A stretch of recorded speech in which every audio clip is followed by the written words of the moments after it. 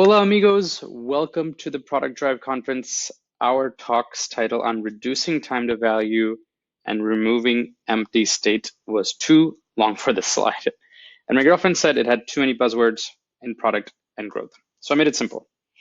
How to let the product do the talking. My name is Shiv Patel and I'm a growth PM at Product Board, a company that creates a platform for PMs. So yes, I help build a tool for people like myself, people like you, and others in our product community. If you're directly helping build a product or you influence the product direction in any way, and if you're still hacking together Excel sheets and connecting with Jira and Trello for your use cases, hit me up at shiv@productboard.com and I'm happy to chat if there's a better way for you. And this is my life nowadays. In shelter and home, this is me working at home with my slip-ons on, and looks like I'm working on a very comfy and springy couch. I have my Marvel shirt and my at-home coffee.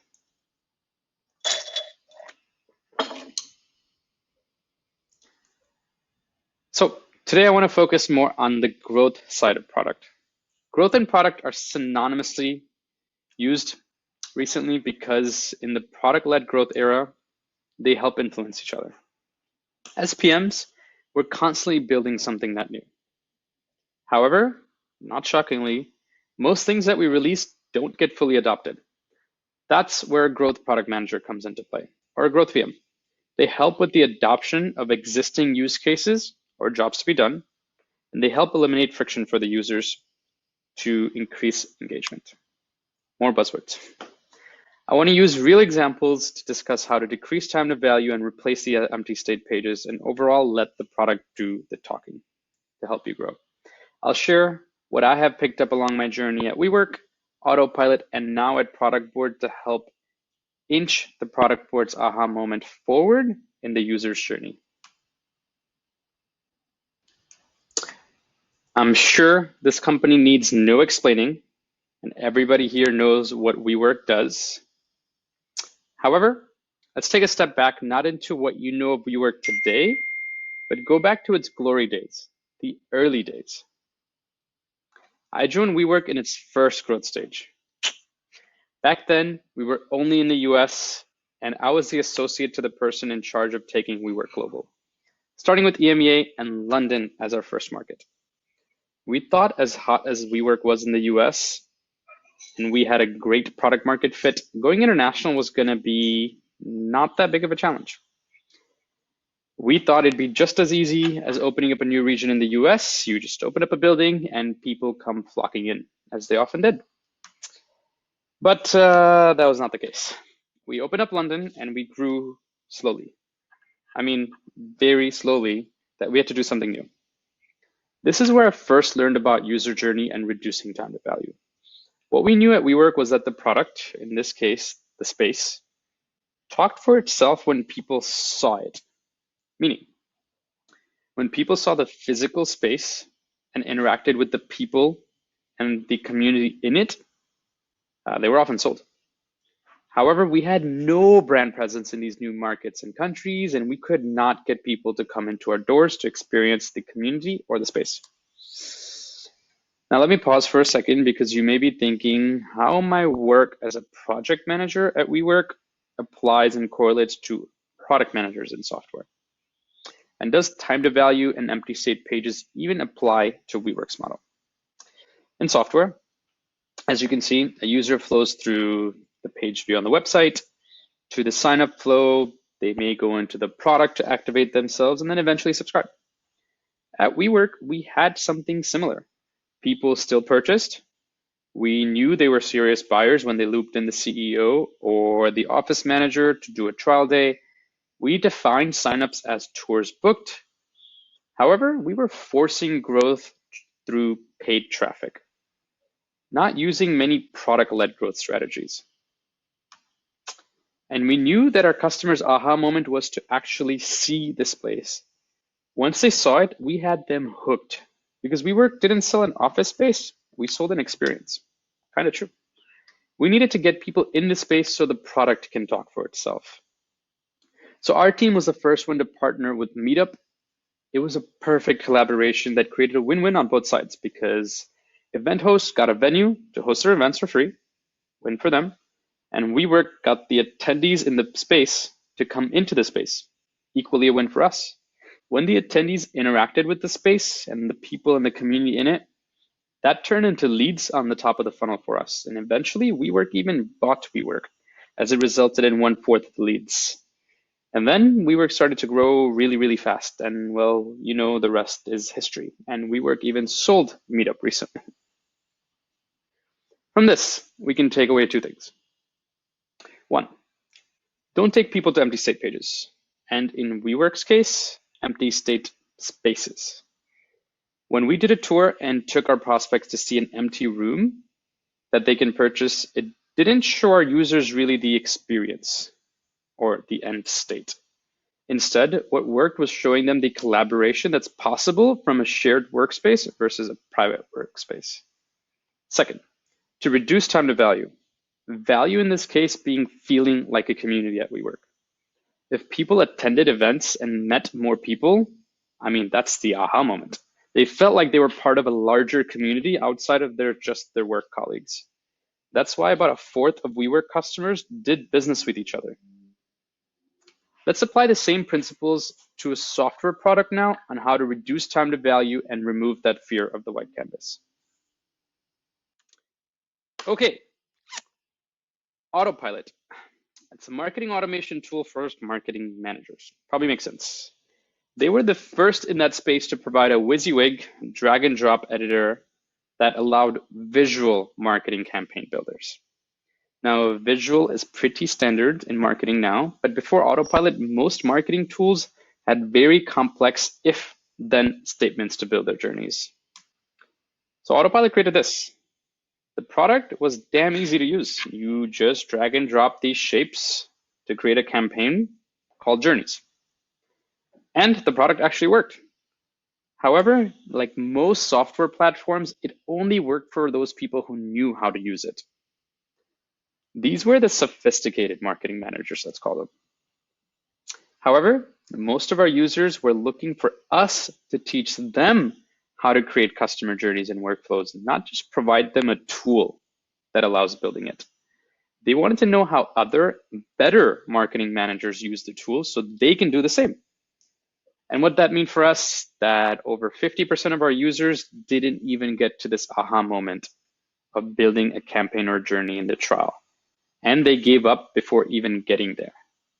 Why is that? Because they didn't get there because the time to value was so high to build a journey and a workflow. It took far too long and had so many steps. And as we all know, each step equals a drop-off. In SaaS, we really care about day one retention.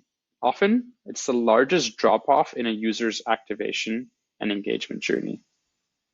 To reach the state of building journeys and workflows at Autopilot, we saw the time to value to be about 1 week to get there. And that's 1 week in a 30-day trial. Probably not a good ratio. In this case, not many people made it to that aha moment, definitely not on day one. So what happened? They left because they saw all the steps involved and they didn't actually see the end state of what the tool will help them do. We needed to align with the user's mental model to provide enough value so they return past that first state. In the user's journey, if they skipped all the steps and went straight to building the journey, well, this is what they landed in. An empty page, AKA our white canvas. It's really beautiful. You can drag and drop these 50 shapes on the right side to build a workflow. And we thought this was very simple, and it actually is. It's kind of like playing with Legos. You create these shapes, you throw them on the canvas, and you build a story or a journey. However, Microsoft Excel is also just simple, but it only really works for people who really know how to use it, and we were faced with the same challenge. Most users didn't get past this step because they were not comfortable with it. It was something new. We call this the fear of the white canvas, because when you're presented a whiteboard in front of you, you have endless possibilities on what you can do, and you just don't know where to get started. So we had to tackle empty state pages, and time to value. We tackled empty state pages first. To tackle that, we built a template library of pre-built workflows that create common use cases that marketing managers have. So that's your onboarding emails, nurture emails, reactivation emails, newsletters, lead gen follow-ups, gated pieces of contents, event newsletters, and on and on. Doing so, we edited the user's workflow and removed all of those empty states. Now the workflow changed. Rather than seeing a blank screen, a user can actually decide to start from a template instead, where the journey or campaign is pre-populated based on their use case. So the only thing to do now is edit your own content and then click launch. That's it. This improved our activation numbers by double digits.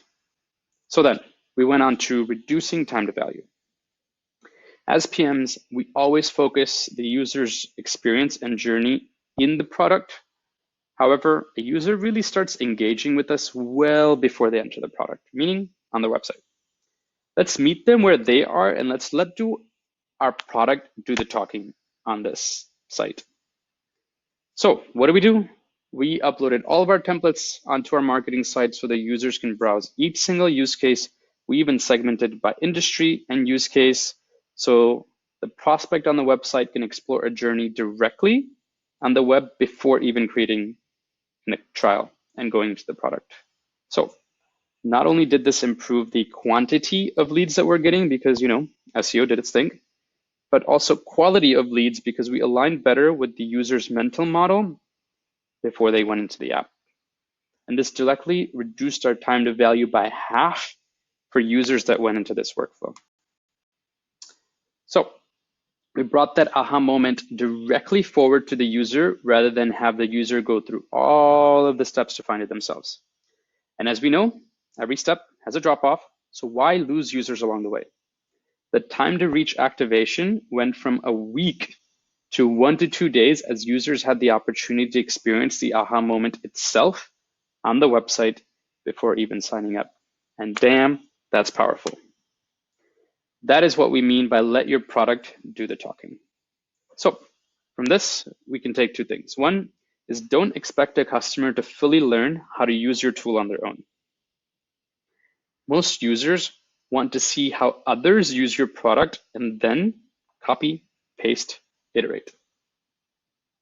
Second, align with the customer's mental model and their mindset before they even enter the product. So explore the boundaries of what you can let your users experience a part of your core value of the product as fast and as early as possible. That doesn't mean make your platform for free.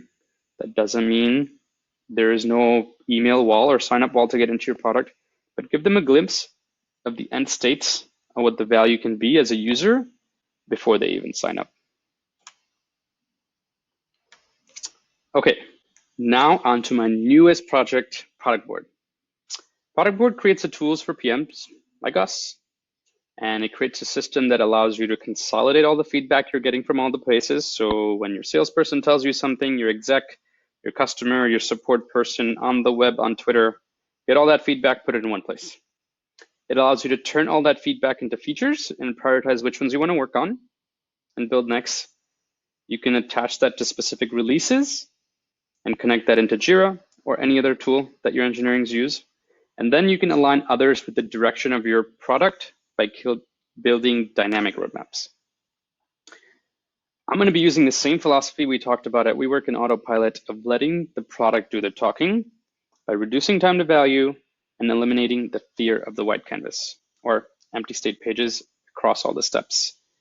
So we're going to look for ways to let the product do the talking by going through the entire workflow from website into the product with examples at Product Board. Product Board, just like Autopilot, has a really easy to use platform and looks damn good too, where the user can go in and build these dynamic roadmaps. However, what I'm showing you is, again, the end state. There is a journey to get there, and the time to value can take some inputs.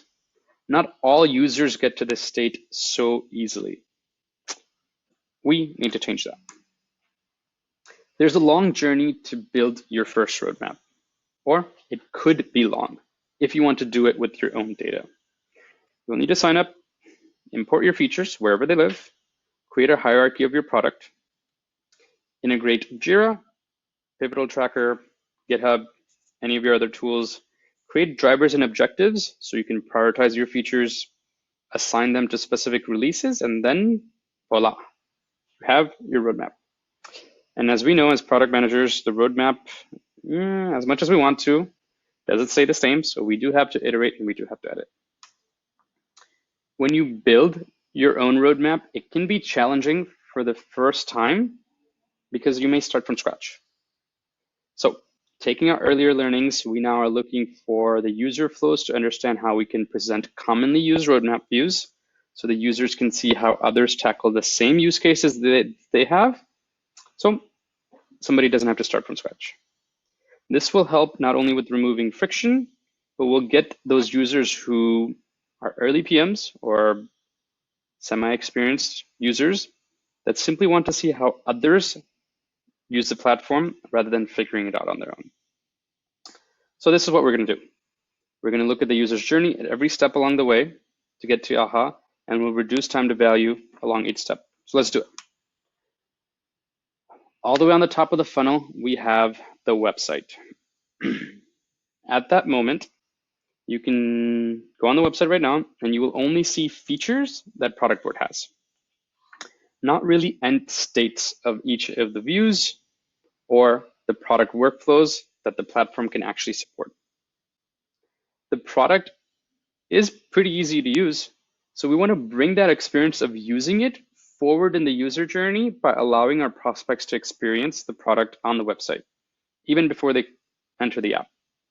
This will bring our aha moment forward and hopefully help us out with time to value. So first, we can start by creating an MVP of templates, similar to autopilot of different views. So roadmap views in this case, the platform can support. Exploring the templates will align the user's mental model of what they expect the platform to do with what the platform can actually do. Then we can even take it one step further. We can even experiment with moving and allowing users to actually play and edit a mock roadmap directly on the website. So drag and drop, change some things around so they get to feel what a user in the product will feel like. And if the two mental models align, they'll create a trial. Next, when the prospect actually signs up for the trial, we want to capture the user's intent. In Product Board, there could be a combination of 3 different intents or 3 different jobs to be done. You have your collect feedback, you want to prioritize your features, and you want to build a roadmap. At the moment, all of these users are onboarded the same. But collecting their intent, we can personalize the onboarding to match which use case they have. This will reduce the time to value because we're not guiding all of our trial users to achieve all of the 3 use cases, but instead we're creating a smaller and a faster line of sight to get to directly which use case the user said they have. And we get to that aha moment faster. Then, when the user enters the trial, we want to guide them to take actions that we know converts to subscribed users. For Product Board, that's a lot of integrations. If you integrate, you're showing intent. Not only is the integrations and connecting the integrations part of the onboarding tutorials, emails, sales calls, but we often use the UI components to also get our trials to integrate to systems. In this specific case, Slack, Intercom, Zapier, to route feedback in from all the different sources, but also things like GitHub, Jira, Pivotal Tracker to push features to different releases. This reduces time to value because rather than exploring the product on their own with dummy data, we want to guide users to explore the tool with seeing their own data. Once a user integrates the tool, it shows that they're ready to commit.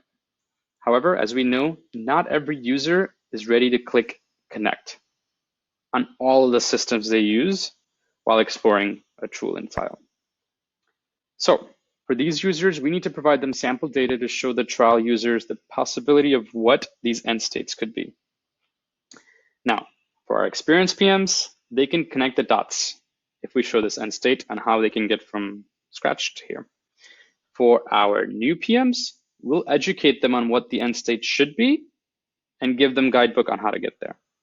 And for both of the PMs, we can edit and allow them to edit the sample data to customize it for their own needs. Hence, they don't need to start from scratch. This is one of those aha moments, building the roadmap. When users get to build and edit their own roadmap view, they understand what Product Board really helps them do, which is build a dynamic roadmap rather than a static one that they need to go change all the time. It's really a system of record to get your feedback, prioritize it, and build a roadmap than just a roadmap building tool. So it should be our goal to get users earlier in the user journey, inch by inch, to this point, and that is how we reduce time to value here.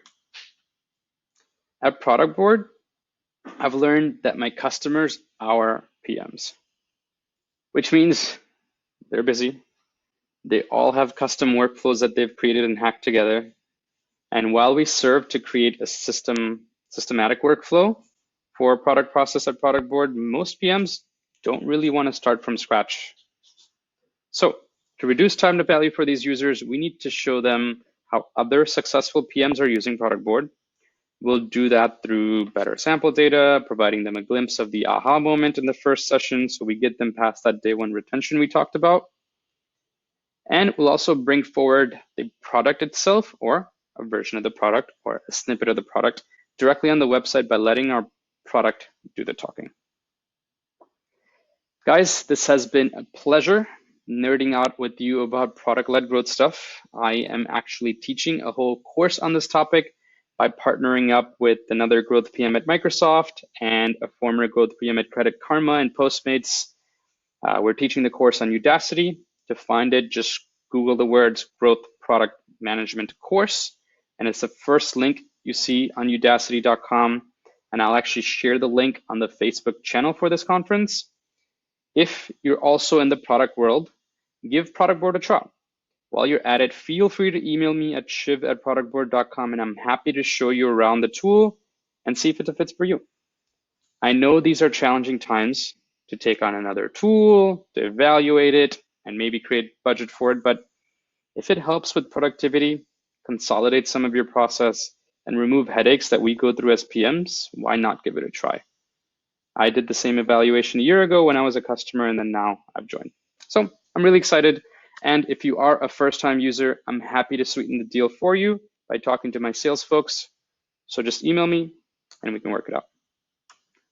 Bye, guys. Adios.